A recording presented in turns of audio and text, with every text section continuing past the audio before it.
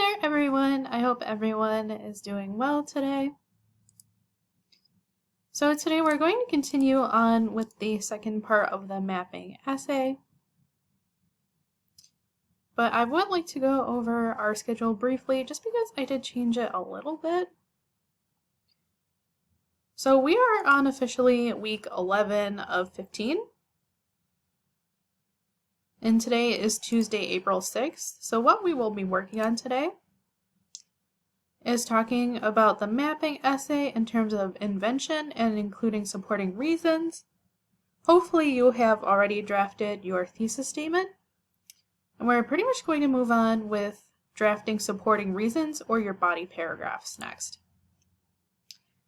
Now please note that peer review will be on Thursday, so that means you need to have your rough draft ready by Thursday.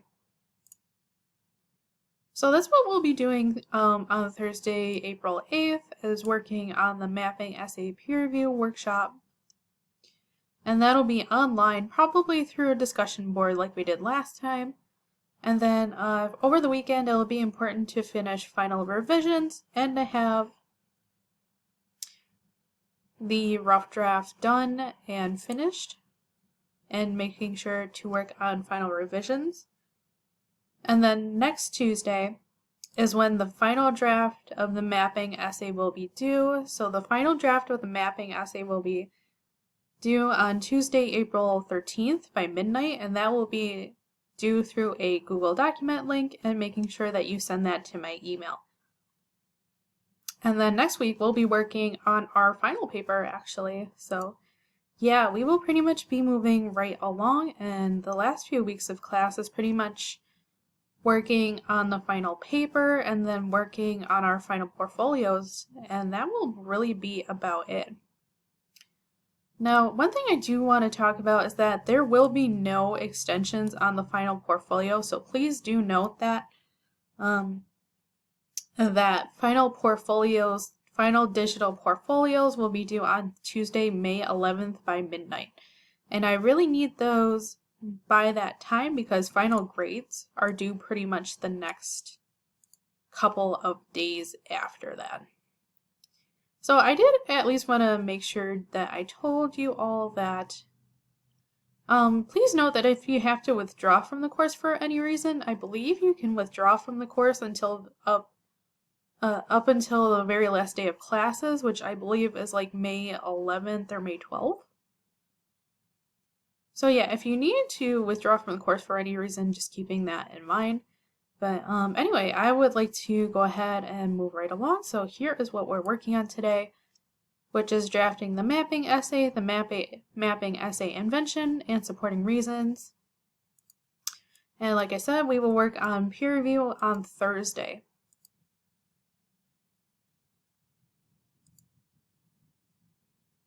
So here is the lesson that I will be going over in today's video.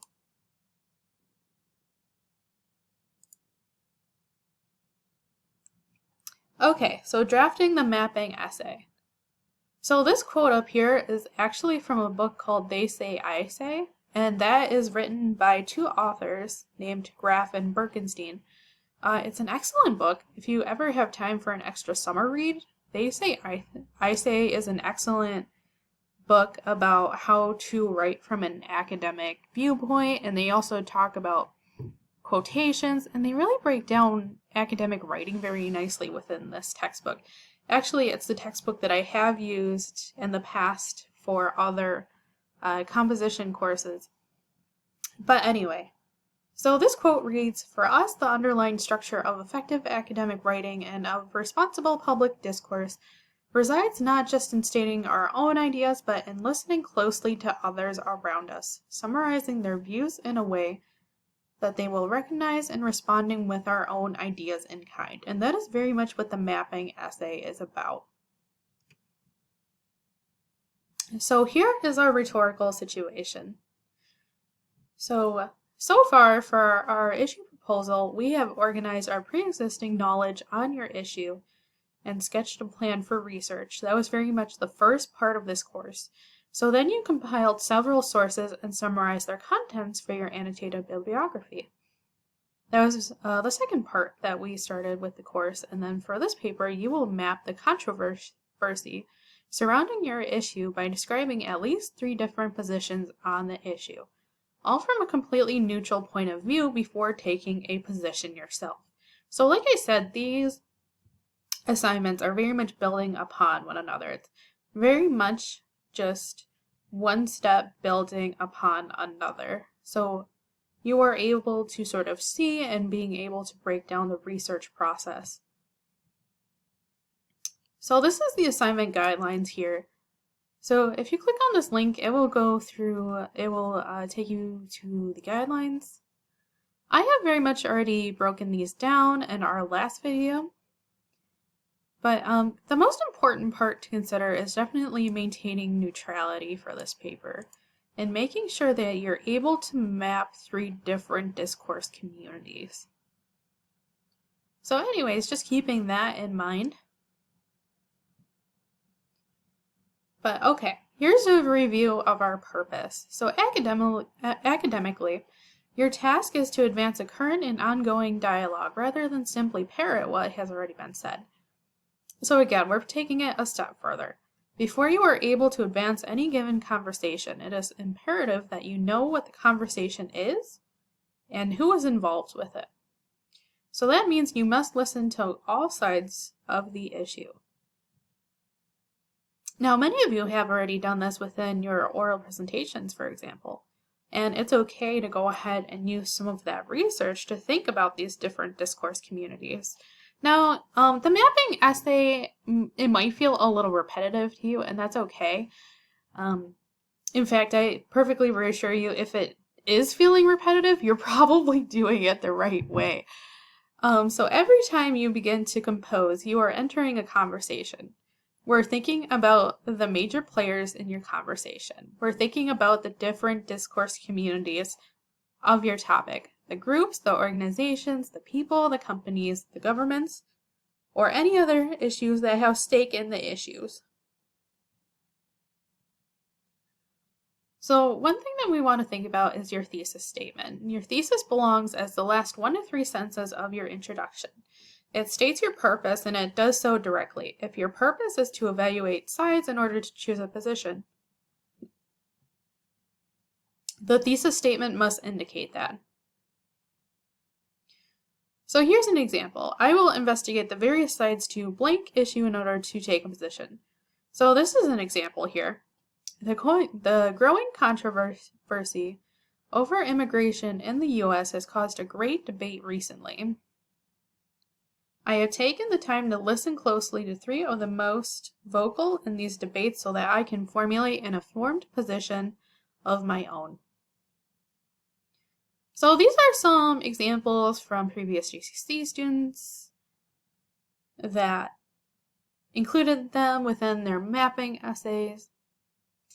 So one is, over the semester, I have been following the news based around the loudest voices in the crowd in the abortion debate in order to decide what position I would like to take. It can be as simple as that for the mapping essay. So due to the flaws and damaging effects of this epidemic, I have been researching different dispositions from notable voices in this deliberation so I can establish my own position regarding harm reduction. And here's another one down here. There are many players when it comes to mental health. The 3 biggest ones would be the patient, the clinical psychiatrist, and the government. I will investigate the various sides to mental illnesses in order to take a position. So these are some more over here. So this semester, I had to learn the hard way that I must listen to others before I truly make a claim or form an opinion about controversial issues in the world. Now, after fairly listening to all sides of the marijuana reform debate, I am informed enough to say that I feel that the federal government is wrong and that marijuana should be legal for all. It was hard for me to take a side on keeping wild animals in cages because all of the sides I explored were so convincing.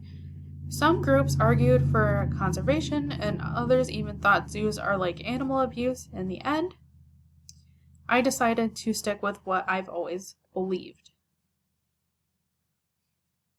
Here's one about climate change. I always thought that we should do something about climate change, like recycling and not buying bottled water.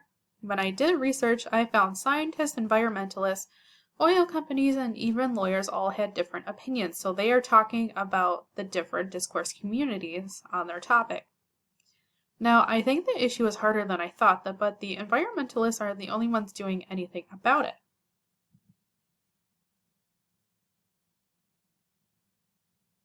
I've taken a position in the debate on climate change, but only after listening to several different perspectives. When I compared energy companies, consumers, and environmentalists, I side with the environmentalists who think we need to make major changes. So that's an example of an introduction for the mapping essay about climate change.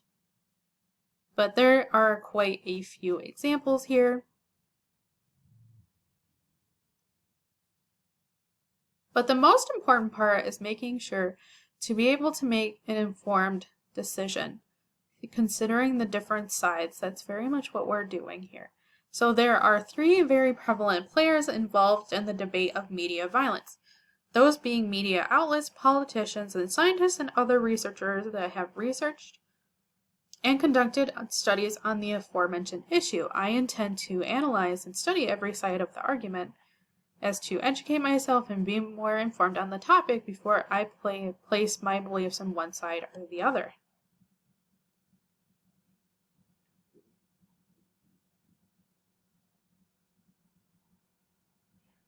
So thinking about the introduction, you want to make sure that step 1, you explain the issue, 2, explain the importance of the issue, and 3, include your thesis statement. Now, many of you already have considered your thesis statement within the issue proposal. Now, you might have found that your thesis statement has evolved or changed over the course of the research process, and that's perfectly okay. Now, if you want to use your thesis statement from your issue proposal, you're more than welcome to do so, but you might need to revise it first, especially if you have found the case. Many students, I have noticed, tend to sort of change or evolve with their thesis statement over the writing process, especially over the course, over the time of the course. So you might need to revise your thesis statement first. So here's an example about copyright policy. So being a published author or artist doesn't mean what it used to. One simply cannot say, I wrote that book, or I made that painting. New technologies now have made one say, I have manipulated the graphic image, or I have uploaded the clip to YouTube.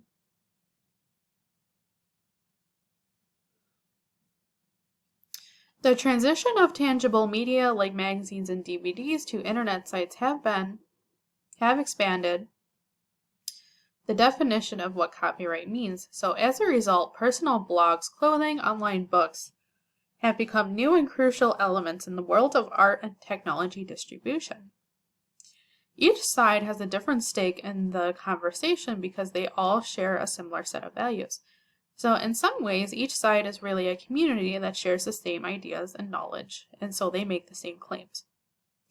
And here's their thesis statement down here. Copyright is such a complex issue with so many different viewpoints. I want to deeply listen to these various sides in a fair and neutral manner before making a decision on what I think about it. So now we really want to focus, of course, on the body paragraphs and the support, making sure we have effective topic sentences. So you might find the best way to organize this, or at least the easiest, I think, in my opinion, is to have a different body paragraph representing one major player, and then the second, and then the third. So these will be 3 different body paragraphs. So it's really about time in the research process where we take the time to listen to others, listening to what others have to say. So we will take the time to fully investigate the conversation at hand. Then you will be able to tell the reader your own position on the issue, and this will also lead into the final research paper. So 4, what do you think? who may be your allies, your opponents, and why. So here's the breakdown here, is to have one body paragraph representing the 3 different discourse communities that you're focusing on. And then the 4th body paragraph finally formulating your own thesis statement, your own argument. So that's really what we're focusing on and thinking about today. So you will describe the group by noting their values and stake in the conversation. You will cite one representative of that group at least. So you will be describing the discourse community from each group. So it's important to have 3 different discourse communities represented. And you also want to think about pathos, logos, and ethos. So you want to think about their emotional appeal. What do they care about and why? And logos, what are they often claiming and why? And then ethos, cite 1 or 2 representatives of this group or using one direct quote. Now, keeping in mind if you have a direct quote, of course you need in-text citations, and we'll be talking about citations as well. But all of you should know how to do in-text citations by now, especially after the annotated bibliography. So here's an example of a support paragraph about college athlete pay. And the group is from the point of perspective of student athletes. So let's break this down for a second.